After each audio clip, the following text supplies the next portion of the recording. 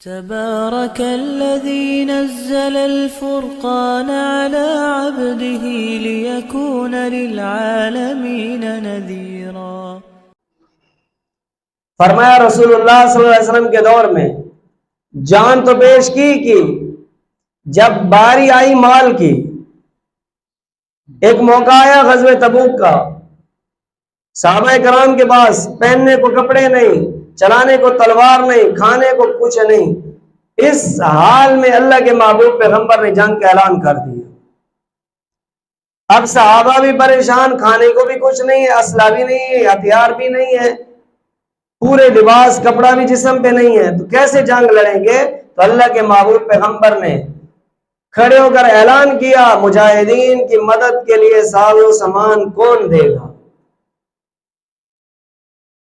فرمایا حضرت عثمان غنی رضی اللہ تعالیٰ عنہ نے 300 اونٹ بمائے سامان کے لدے ہوئے اور 1000 دینار اشرفیاں اللہ کے محبوب پیغمبر میں آ کے قدموں میں ڈال دیں۔ وہی قافلہ جو ابھی ابھی آیا وہ سارا کا سارا نبی کے دربار میں پیش کر دیا۔ اب دیکھیں، اندازہ لگائیں، اللہ کے محبوب پیغمبر نے فرمایا اول تو یہ کہ جہاد کرو، اگر جہاد نہیں کر سکتے تو مجاہدین کی مدد کرو، اگر تم نے کسی کو ایک گھوڑا دیا جہاد کے لیے یا تلوار دی جہاد کرنے کے لیے، گویا کہ تم بنفس نفیس خود جہاد کے اندر شریک ہو۔ کتنی بڑی بات ہے! اب 300 اونٹ بمائے سامان کے مجاہدین کے لیے 1000 دینار اشرفیاں حضرت عثمان غنی نے اللہ کے محبوب پیغمبر کے دربار میں پیش کر۔ تو میرے بھائی، یہ قربانیاں تھیں، ان کے یہاں مال کی کوئی وقت نہیں تھی، ان کے یہاں سب سے بڑی چیز نبی کا حکم تھا بس۔ اور ایک موقع ایسا آیا، فرمایا کہ مدینہ کے اندر قحط سالی پڑ گئی، لوگوں کے پاس کھانے پینے کو سب کچھ ختم ہوتا گیا، ان کا قافلہ آیا، تجارت کا بہت بڑا قافلہ۔ فرمایا کہ بڑے بڑے تاجر آئے اور حضرت عثمان غنی کو ڈبل بھاؤ دینے کے لیے تیار ہو گئے، یعنی 10 روپے کی چیز ہے تو 20 میں لینے کے لیے تیار ہو گئے، کہا کہ ہمیں دو، آپ کو نفع دیں گے ہم۔ جب حضرت عثمان غنی نے چکر لگایا، مدینے کے حالات دیکھے، تو فرمایا تم سے بھی بڑا نفع دینے والا مجھے مل گیا، مجھے تمہارے نفع کی ضرورت نہیں ہے۔ اپنے لدے ہوئے سامان کے اونٹ سواریوں کو سارا کا سارا مال اتارا، مدینے کے لوگوں میں تقسیم کر دیا، کہا اس کا بدلہ میرا اللہ مجھے دے گا جو سب سے زیادہ نفع دینے والا ہے۔ میرے بھائی، اس سے بڑی اسلام کے ساتھ مدد معاونت۔ آج اگر ہم اپنے آپ کو دیکھیں، ہم نماز پہ پابند کھڑے، ہم سمجھ رہے ہیں کہ ہم اسلام کی خدمت کریں، یہ اسلام کی خدمت نہیں ہے، یہ تو ہم اپنی آخرت کی فکر کر رہے ہیں۔ اسلام کو ہم نے کیا دیا؟ کبھی کسی غریب کا ہاتھ تھاما ہم نے؟ حضرت عثمان غنی نے تھامے۔ کبھی کسی مفلس حال میں مرتے ہوئے بندے کو ہم نے تھاما کبھی اس کو؟ ہم تو میرے بھائی کبھی کسی کو بیمار پرسی کرنے کے لیے جانے کے لیے تیار نہیں ہوتے، جبکہ مسلمان کے حقوق میں یہ ہے کہ جب مسلمان بیمار ہو جائے تو اس کی کیا کریں؟ بیمار پرسی کریں، وہ بھی مفت میں نہیں۔ اللہ کے نبی نے کیا فرمایا؟ اللہ فرماتے ہیں 70,000 فرشتے مغفرت کی دعا مانگیں گے، مفت میں نہیں بیمار پرسی ہو رہی، بدلہ ملے گا۔ تو میرے بھائی، ایسے حالات کے اندر حضرت عثمان غنی سر فہرست پہلی لسٹ کے اندر پہلا نام ہوتا تھا ان کا۔ بعض علماء نے ایک عجیب و غریب واقعہ نقل کیا، فرمایا کہ ایک شخص حضرت عثمان غنی کا قافلہ آ رہا تھا، ایک اونٹ کے اوپر مشکیزے تھے شہد کے، ایک شخص دوڑتا ہوا آیا ایک پیالہ لے کر کہ میری بیوی کو درد ذہن ہے، بچہ پیدا ہونے والا ہے، تکلیف ہے، شہد کے لیے جو دہیاں ہوتی ہیں اس نے کہا لے کے آؤ، تو شہد کہیں سے نہیں مل رہا، اگر آپ لے کے آ رہے ہیں تجارت میں تو ہمیں تھوڑا سا شہد دے دیں۔ تو حضرت عثمان غنی نے اس اونٹ والے خادم کو کہا جس کے اوپر شہد تھا، کہا کہ مشکیزہ اتارو، مشکیزے سے اس کو شہد نکال کے دو۔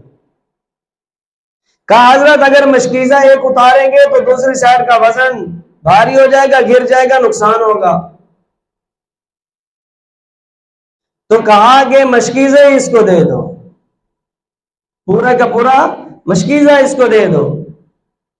تو کہا حضرت میں مشکیزہ کیسے لے کے جاؤں گا؟ کہا پھر اس طرح کرو کہ اونٹ ہی اس کو دے دو۔ پھر کہا کہ جو خادم ہے اونٹ کوئی نکیل پکڑنے والا وہ بھی اسی کو ہدیہ ہے۔ اتنی بڑی سخاوت ایک پیالے کی خاطر، ایک کپ شہد چاہیے تھا۔ آج اگر ہم اپنی زندگی کو اس کے مقابلے لائیں، ہمارے گھر میں پڑی چیز ضرورت سے زائد بھی پڑی ہو تو ہم دینے کے لیے تیار نہیں ہوتے، چاہے جائے کہ کسی کی مدد کریں ہم۔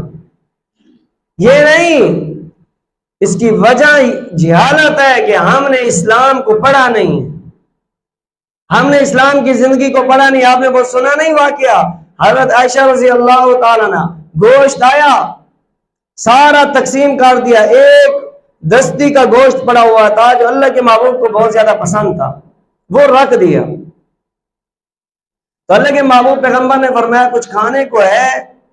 تو حضرت عائشہ نے فرمایا گوشت آیا تھا، میں نے باقی تو تقسیم کر دیا، باقی تو ختم ہو گیا، وہ بچا پڑا ہے۔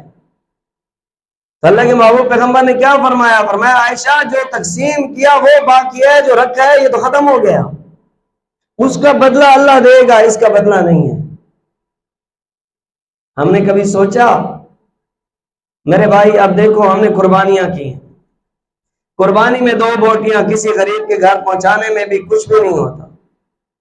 کبھی ہم نے محلے میں نظر دوڑائی کہ کس کے گھر میں قربانی نہیں ہے، یار یہ 4 بوٹیاں گوشت کی اس کے گھر دیں، اس کے بچے کھائیں گے، دعا دیں گے۔ ہم کیا کرتے ہیں؟ اول دیتے نہیں ہیں، دیتے ہیں تو وہ گوشت دیتے جو ہمارے معیار کے کھانے کا نہیں ہوتا، چلو یار یہ کہیں پھینکنے کے بجائے ان کو دے دو۔